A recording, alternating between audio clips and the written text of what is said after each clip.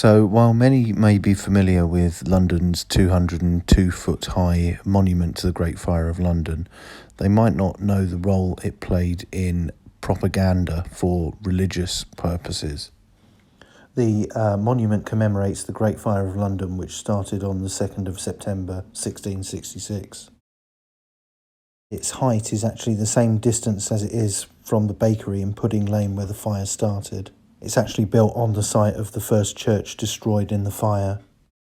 The monument itself was designed by Robert Hooke and Christopher Wren. Where the structure becomes a highly charged weapon in the religious propaganda war between Protestants and Catholics lays in the inscriptions at the base of the monument. The Great Fire took place in a highly charged religious and political environment, as it was just 61 years after the Gunpowder Plot, which sought to kill James I. The plot was led by a Catholic militant called Robert Catesby and was rumbled early in the planning stage. But the writing was really on the wall for the plotters when Guy Fawkes was found in the undercroft of the Palace of Westminster, surrounded by barrels of gunpowder.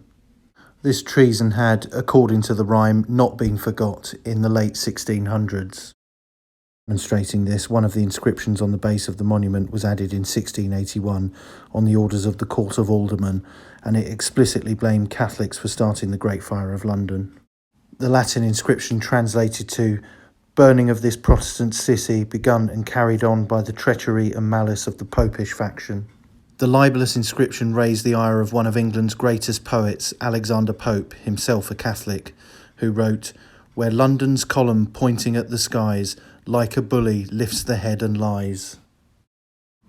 Sectarian strife existed throughout Europe in the 16th century as the Reformation raged, following the publication of Martin Luther's 95 Theses in 1517 and the Edict of Worms in 1521. The religiously motivated conflict ultimately led to the deaths of 8 million people in the 30 Years' War, which involved Protestant and Catholic German states in the Holy Roman Empire, but sucked in most of Europe's great powers between 1618 and 1648.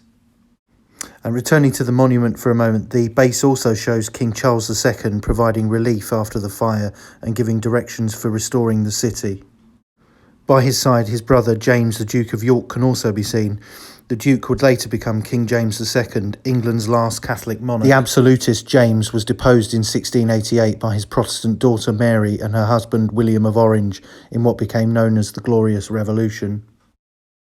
In later years, as religious conflict died down, the anti-Catholic inscription was removed in 1830 with Catholic emancipation. And that's it for this video. Please like, share and subscribe. Thanks for watching.